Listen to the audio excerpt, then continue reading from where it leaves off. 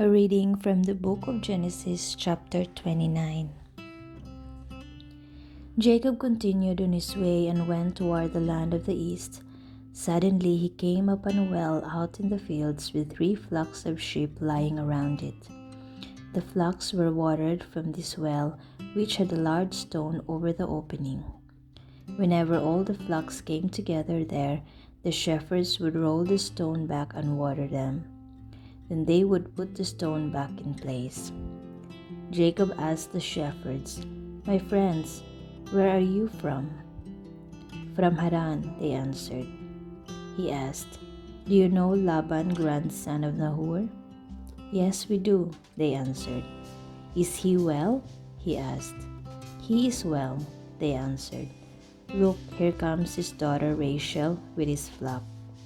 Jacob said, "Since it is still broad daylight and not yet time to bring the flocks in, why don't you water them and take them back to pasture?"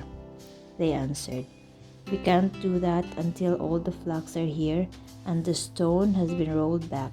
Then we will water the flocks." While Jacob was still talking with them, Rachel arrived with the flock. When Jacob saw Rachel with his uncle Laban's flock, he went to the well, rolled the stone back, and watered the sheep. Then he kissed her and began to cry for joy. He told her, "I am your father's relative, the son of Rebekah." She ran to tell her father, and when he heard the news about his nephew Jacob, he ran to meet him, hugged him and kissed him, and brought him into the house. When Jacob told Laban everything that had happened, Laban said, "Yes, indeed, you are my own flesh and blood." Jacob stayed there a whole month. Laban said to Jacob, "You shouldn't work for me for nothing just because you are my relative. How much pay do you want?" Laban had 2 daughters. The older was named Leah, and the younger Rachel. Leah had lovely eyes, but Rachel was shapely and beautiful. Jacob was in love with Rachel, so he said, "I will work 7 years for you if you will let me marry Rachel." Laban answered, "I would rather give her to you than to anyone else. Stay here with me." Jacob worked 7 years so that he could have Rachel, and the time seemed like only a few days to him because he loved her. Then Jacob said to Laban, "The time is up. Let me marry your daughter." So Laban gave a wedding feast and invited everyone.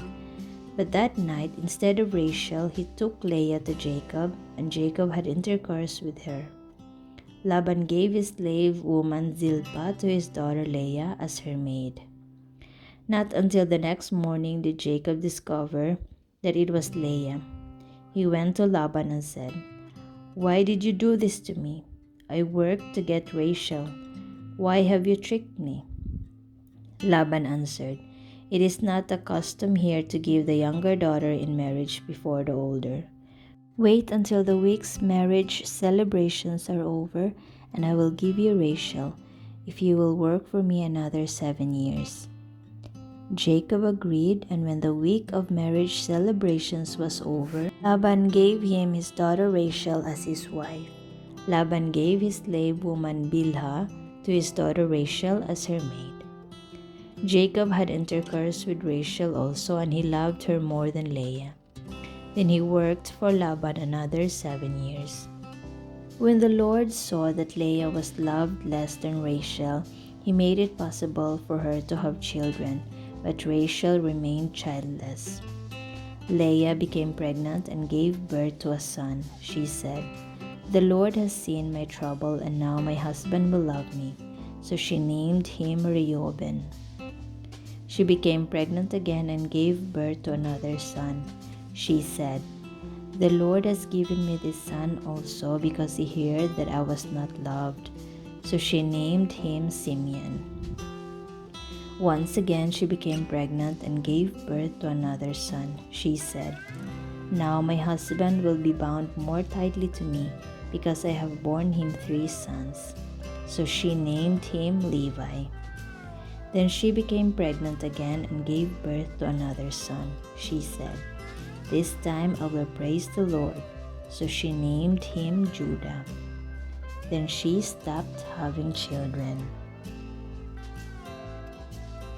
The word of the Lord. Thanks be to God.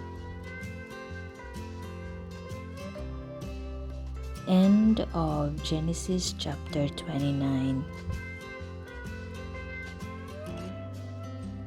Here you can take a few moments of prayer and meditation.